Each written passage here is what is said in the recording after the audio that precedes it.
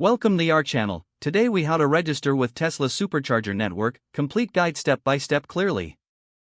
To register with the Tesla Supercharger Network, start by visiting the official Tesla website. Look for the Join or Sign Up option on the home page. Click on that option to begin the registration process. You will be prompted to enter your email address. Make sure to use an email that you have access to.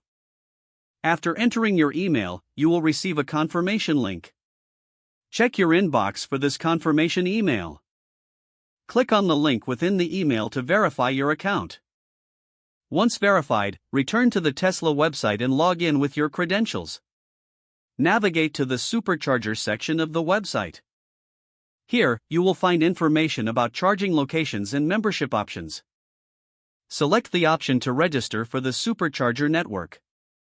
You may need to enter additional personal information, such as your name and vehicle details. If you own a Tesla vehicle, provide the VIN for verification. Review the terms and conditions before agreeing to them.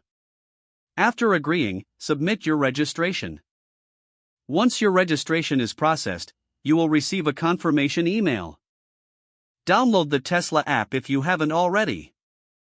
Log into the app using the same credentials you used on the website. In the app, you can locate nearby supercharger stations. You will also find real-time availability of charging spots.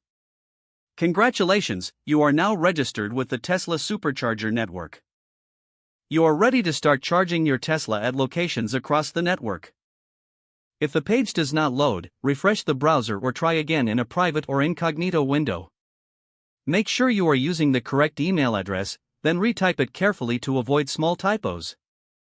If your password is not accepted, use the reset option and create a new strong password you can remember.